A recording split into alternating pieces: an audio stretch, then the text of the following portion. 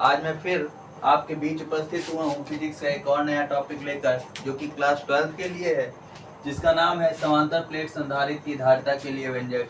बच्चों, समांतर प्लेट संधारित्र क्या होता है?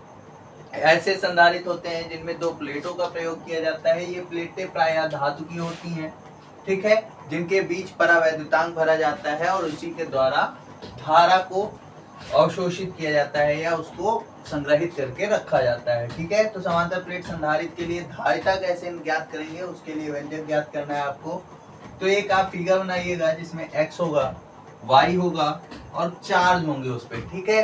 पर ध्यान दीजिएगा, जब परावैद्युतांक प्रयोग होता है तो चार्ज जो होते हैं, आवेश जो होते हैं, वो घनत्व के रूप में होते हैं, एक दूसरे से घने रूप से बंधे होते हैं, इसीलिए उसको आवेश घनत्व लेकर सॉल्व किया जाता है। वही यहाँ पर ध्यान देना है, बाकी पूरा डेरिवेशन आपको आसान लगेगा।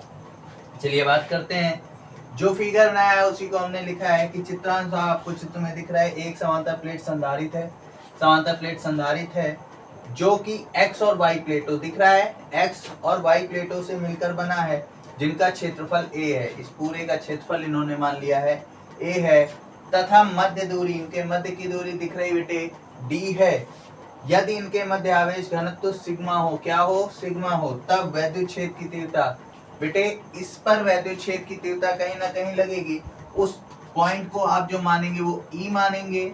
और इस पूरे में भैया परावैद्युतांक एक ही तरीके का भरा है, इसलिए इस पूरे में जो वैद्युत क्षेत्र की तीव्रता लगेगी वो एक ही लगेगी, यानी E बराबर हो जाएगा, क्या हो जाएगा? E बराबर, हमने पढ़ रखा है गॉस थ्योरम से, यहाँ पे लिख सकते हैं कि गॉस प्रमेय से, गॉस के हिसाब से क्या होता है, गॉस के प्रमेय से होता है E बराबर, हमने पढ़ रखा है वहां, सिग्मा अपॉन एप्सिलॉन नॉट, यही पढ़ा है, सिग्मा अपॉन एप्सिलॉन नॉट है। लेकिन बेटे ध्यान देना, हमने क्या कहा है कि परावैद्युतांक भरा हुआ है, परावैद्युतांक भरा है तो मान लेते हैं K, ठीक है। जब भी परावैद्युतांक की बात होगी किसी भी फिगर में तो आपको K लेट करना पड़ेगा, ठीक है, क्लियर।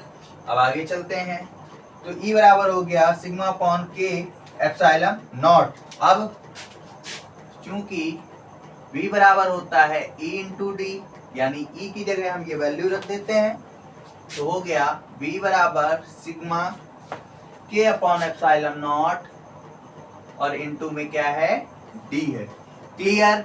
यहां तक समझ में आया? यानी हम पहले E बराबर गॉस के थ्योरम से sigma upon K epsilon not रखेंगे, फिर V बराबर E इंटू डी होता है तो E की जगह पे sigma upon K epsilon not put कर लेंगे, ठीक है। अब ध्यान दीजिएगा, इसके आगे क्या होगा? इसके आगे होगा ये कि आवेश घनत्व दिया है ना, क्या दिया है बेटे? आवेश घनत्व। तो याद रखिएगा, आवेश घनत्व जो होता है यानी सिग्मा जो होता है वो बराबर होता है Q अपॉन A के, किसके? Q अपॉन A के, यानी अनुप्रस्थ क्षेत्रफल के, ठीक है। इसको रख देते हैं वैल्यू में। जब V में रखोगे आप इसको तो V बराबर हो जाएगा Q into D upon K, A upon में है एप्सिलॉन नॉट के गुणे में हो जाएगा, ठीक। कोई दिक्कत यहाँ तक? ये हो गई आपकी V की वैल्यू। यानी अब हम लिखेंगे कि हम जानते हैं, क्या जानते हैं भाई? हम जानते हैं, क्या जानते हैं? कि C बराबर होता है Q अपॉन V, ठीक। क्या होता है? C बराबर Q अपॉन V, V का मान यहाँ पे रख दो, तो V बराबर हमने प्रूव किया था Q D upon K epsilon not रखते हैं, तो C बराबर Q upon Q D upon K epsilon not, और साथ में क्या है? A है, क्लियर, समझ में आ गया?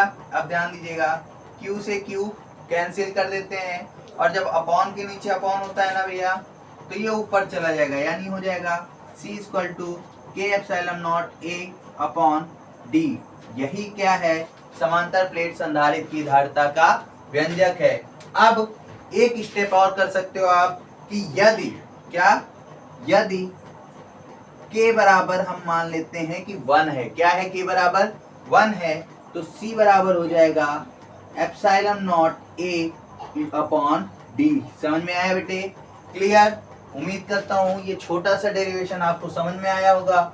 यदि इस डेरिवेशन में कहीं भी कोई दिक्कत हो तो आप हमें बता सकते हैं।